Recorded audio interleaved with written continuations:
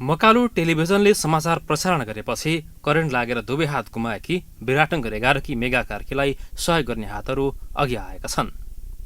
शनिबार मात्र जागरुक एकता मञ्च साउदी अरबले मेगाको उपचारका लागि भन्दै बाबु परशुरामलाई 20,000 रकम हस्तान्तरण गरेको छ। मञ्चका संयोजक नवराज काफ्लेले मेगाको विराटनगर 11 माइती घरमा पुगेर रकम हस्तान्तरण गर्नुभयो। संयोजक काफ्लेले मेगाको विषयमा समाचार हेरेपछि तत्कालका लागि 20,000 रकम सहयोग उपलब्ध गराइएको र थप रकम सङ्कलनका लागि आफूले साउदी अरबमा नेपालीहरूबीच अभियान नै चलाएको जानकारी दिनुभयो। मकालु टेलिभिजनमा चाहिँ नि एउटा न्युज सेयर भएको देखेँ होइन। हाम्रो नवीन सरले चाहिँ नि न्युज लेख्नु भएको रहेछ। त्यो चाहिँ सेयर गरेको उसमा चाहिँ मैले त्यो हेरेर चाहिँ एउटा सेयर गर्ने अवसर पाएँ र एउटा सहयोग गर्नको लागि पनि म उत्साहित भएँ।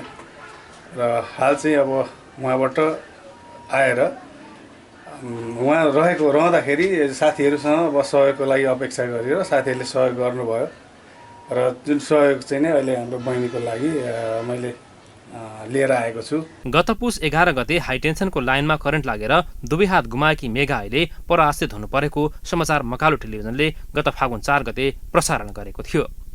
चिकित्सकले कृत्रिम हात प्रत्यारोपण गर्न सकिने बताए पनि आर्थिक विपन्नताका कारण समस्या भएपछि 18 वर्षीय मेगा स्वयंले समेत मकालु टेलिभिजन मार्फत सहयोगको अपिल गरेकी थिइन्।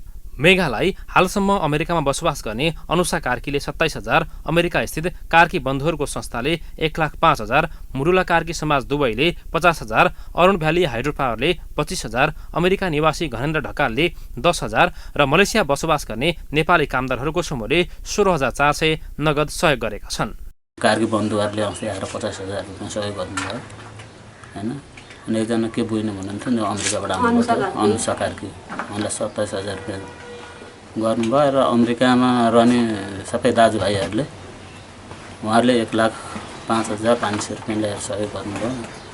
यति नै हो अहिलेकोलाई। मेघालाई विराटनगर स्थित न्युरो अस्पताल र बीपी कोइराला स्वास्थ्य विज्ञान प्रतिष्ठान धरानमा उपचार सम्भव नभएपछि काठमाडौँ स्थित शिक्षण अस्पताल लगिएको थियो। करेन्ट लागेको 2 दिनपछि चिकित्सकले उनको दुवै हात काम नलाग्ने भन्दै काटिदिएका थिए। मेघालाई तेस्रो मुलुकमा लगे कृत्रिम हात प्रत्यारोपण गर्न सकिने चिकित्सकहरूले बताएका छन्। पछिल्लो समय आर्थिक सहयोग जुट्न थालेपछि मेघा समेत उपचार पाउने आशमा उत्साहित भएकी छन्। अहिले सहयोग आइरहेछ, राम्रै छ, गरिदिनु भएको छ सहयोग। त्यही हो। एक थुकी सुकी 100 थुकी नदी भन्ने उखान चाहिँ मेघालाई कृत्रिम हात प्रत्यारोपण गराउन सहयोगी हातहरूको अझै खाँचो छ। मेघालाई सहयोग गर्न इच्छुक सहयोगीहरूले नेपाल बङ्गलादेश ब्याङ्कको खाता नम्बर 0120900682 मा समेत सहयोग रकम जम्मा गराउन सक्नुहुनेछ। मकालु समाचारका लागि नवीन खड्का, विराटनगर।